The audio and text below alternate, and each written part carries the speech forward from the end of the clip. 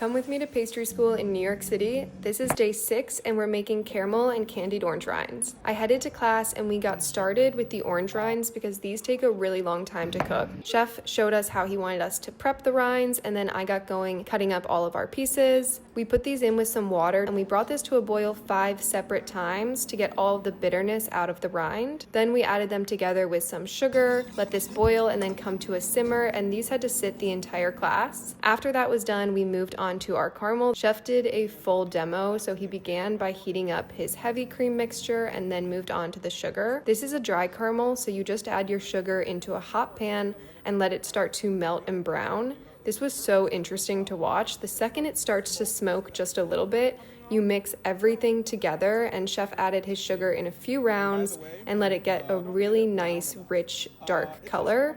You want to let this smoke a bit because that's what adds the depth of flavor. Then you add in your heavy cream and it starts to boil like crazy. This was so much fun to watch. This is something that needs to hit a very specific temperature. So the second it gets to 245 degrees, you have to pour it out. I mean, just look at how good that looks. Then it was time to move on to our own, so I added in my heavy cream, glucose syrup, vanilla, and got that all heated up. Once we put in our sugar, we had to watch this really carefully to make sure that it didn't burn, but that it got brown enough. So this is the point where it started to smoke a bit, and so we added in our heavy cream. This steam was crazy, but again, I loved watching these bubbles. We got it all mixed together and then tracked it to see exactly when it hit 245 degrees before pouring it out.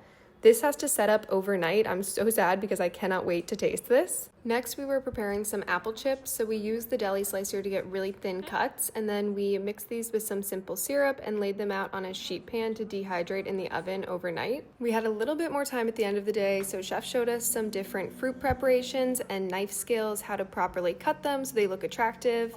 We didn't have a ton of time, so I just made some blood orange supremes and a few plum wedges.